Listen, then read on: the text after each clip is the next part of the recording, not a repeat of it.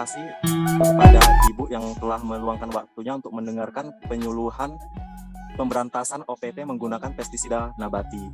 Jadi sebelumnya saya izin bertanya kepada Ibu, apakah saya boleh menanyakan identitas nama dan asal Ibu? Boleh. Namanya sinten, Bu? Nama saya Suparni. Oh, nama Ibu Suparni. Asalnya di mana ya, Bu? Asalnya dari Kulon Progo. Selanjutnya ini kan terkait dengan masalah OPT pada lahan padi dan jagung. Tapi sebelumnya Ibu, petani ini di bidang tanaman apa ya, Bu? Tanaman padi.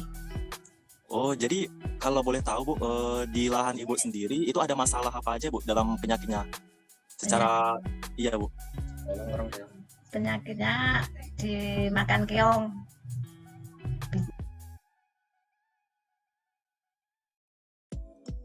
Sebelumnya saya kalau boleh tahu Ibu memberantas hama tersebut menggunakan pestisida kimia atau nabati Bu? Kimia. Oh, Ibu menggunakan pestisida kimia. Jadi Bu, di sini kami ingin menyuluhkan tentang penggunaan pestisida nabati. Jadi sebelumnya itu saya akan membagikan share screen berupa folder tentang penyuluhan pestisida nabati. Yang berkenan silakan share screen. Tentang keong nih Bu. Keong itu kan memiliki kemampuan dalam beradaptasi dan bereproduksi tinggi ya, alias bisa berkembang biak secara banyak gitu Bu. Sehingga dalam perkembangannya itu tentu memakan tanaman padi itu sangat rakus untuk meningkatkan perkembangbiakannya sehingga dapat merusakkan anakan padi khususnya Bu. Tentunya pada umur bulan ke-1, bulan kedua itu musim-musimnya keong banyak dalam pengamatan saya. Terus tentang hama wereng akan dijelaskan oleh teman saya. Ibu padinya pernah terserang wereng ya Bu? Tahu. Pernah, Mas? Pernah. Itu biasanya umur berapa ya Ibu kalau misalnya wereng itu menyerang padi Ibu? Umur 1 bulan. Umur 1 bulan, Mas. Oh, jadi Ibu, hama wereng ini dia menyerangnya itu bisa secara berkala Ibu.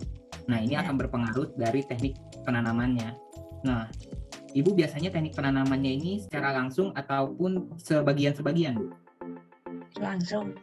Secara langsung, Mas. Oh, iya, itu lebih baik Bu sebenarnya.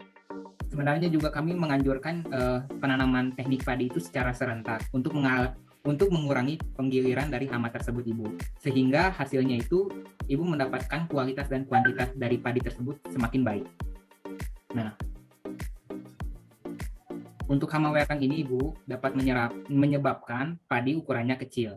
Karena hama wereng ini dapat menyebabkan adanya pemberian virus dari hama tersebut ataupun wereng terhadap padi. Nah, dalam penanganannya itu akan dijelaskan oleh teman kami Ibu. Seperti itu.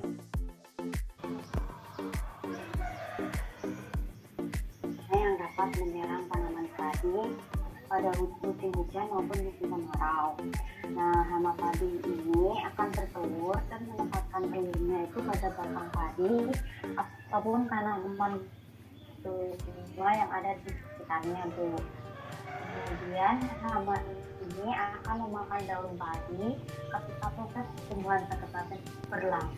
Selain itu, hama ini juga dapat merusak batang dari tanaman padi. Selain batang, hama ini juga menyerang daun padi yang menyebabkan tepi daun akan habis dan hanya bersisa tulang daunnya saja Bu.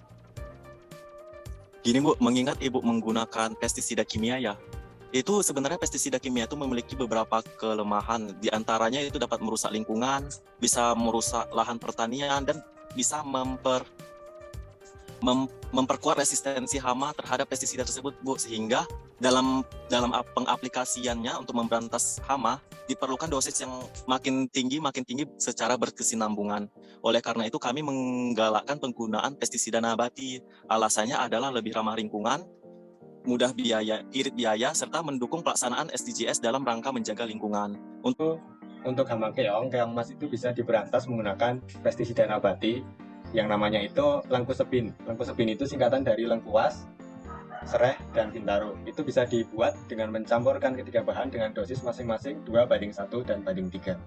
Untuk hama orang dan belalang juga ada metode lain, akan dijelaskan oleh teman saya. Baik, Ibu, untuk hama warang dan belalang itu bisa dibagi menjadi dua metode, yaitu pertama metode perendaman, yang kedua itu metode perebusan. Untuk hama warang dan belalang itu Ibu bisa menyiapkan alat dan bahan ya, Bu. Yang pertama itu ada daun tembakau, air, alkohol, wadah kaca, plastik, alat saring, karet gerang, panci, dan juga kompor. Di sini saya akan menjelaskan mengenai metode perendaman ya, Bu. Jadi, Ibu bisa menyiapkan 100 gram tembakau dan 600 ml alkohol 5%. Kemudian, alkohol 5% bisa dimasukkan dalam wadah kaca, dilanjutkan dengan memasukkan tembakau, kemudian bisa Ibu padatkan. Kemudian, tutup wadah dengan plastik dan ikat dengan karet. Kemudian Ibu bisa biarkan selama beberapa jam ya, Bu. Kemudian ekstrak tembakau tersebut bisa disaring. Setelah disaring, cairan siap digunakan dengan perbandingan 1 pestisida alami dibanding 10 air. Seperti itu, Bu. Baik Ibu, di sini saya akan menjelaskan tentang metode perebusan. Nah, adapun metode perebusan yang dapat dilakukan untuk membuat pestisida nabati yang dapat digunakan untuk membasmi hama warang dan belalang adalah yang pertama, Ibu bisa menyiapkan air sebanyak 500 ml dan tembakau sebanyak 100 gram yang kemudian dimasukkan ke dalam panci. Nah, setelah itu, panci yang sudah berisi bahan-bahan tersebut direbus hingga mendidih. Kemudian setelah mendidih didinginkan. Setelah cairan tersebut didinginkan, cairan tersebut kemudian disaring dan siap digunakan dengan perbandingan dosis 1 pestisida alami berbanding dengan 10 air. Ini dari penjelasan kami, apakah ada yang ingin Ibu tanyakan terkait proses maupun hal lain yang berkaitan dengan apa yang sudah kami jelaskan? Bintaro iso diolehke nanti. Oh ya, jadi pertanyaannya dari Ibu Suparni itu, Bintaro kalau di Kulon Progo itu bisa didapat di mana? Nah, itu akan saya jawab ya, soalnya kan rumah saya dengan Ibu Suparni ini juga berdekatan. Itu kalau di alun-alun Wates itu banyak pohon Bintaro, Ibu. Karena kan Ibu Suparni ini juga jarang untuk pergi gitu ya. Nah, di sebelah sana itu ada pohon Bintaro yang buahnya itu memang tidak dimanfaatkan. Jadi ketika sudah besar begitu, terus rontok, terus dibuang. Nah, itu kalau Ibu tertarik menggunakan pestisida nabati itu saya bisa mencarikannya begitu, Bu. Saiki yen aku terima. Piye?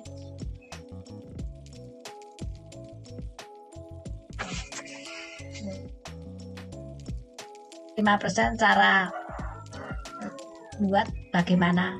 Nah, ini pertanyaan dari Ibu Suparni itu, alkohol 5%, cara membuatnya bagaimana? Baik Bu, terima kasih atas pertanyaannya. Di sini saya akan menyampaikan cara pembuatan alkohol 5%. Jadi Ibu, bila di pasaran itu kan ada alkohol itu biasa kadar 70%. Nah, itu Ibu bisa gunakan dengan cara memasukkan 1 botol alkohol itu ke dalam 1,5 liter air yang Ibu bisa gunakan takaran botol air mineral berukuran paling besar. Kemudian dicampur dengan 1 botol alkohol tadi. Kemudian Ibu sudah bisa mendapatkan larutan alkohol dengan kadar 5%. Begitu, Bu. Ya, terima kasih, Mbak.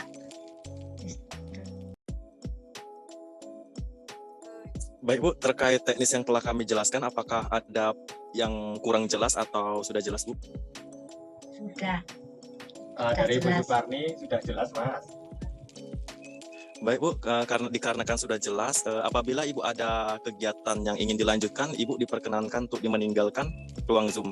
Saya mewakili dari kelompok 2 golongan B12 Departemen Sosial dan Ekonomi Pertanian Universitas Gadjah Mada mengucapkan terima kasih kepada Ibu atas memberikan waktunya untuk mendengarkan penyuluhan dari kami.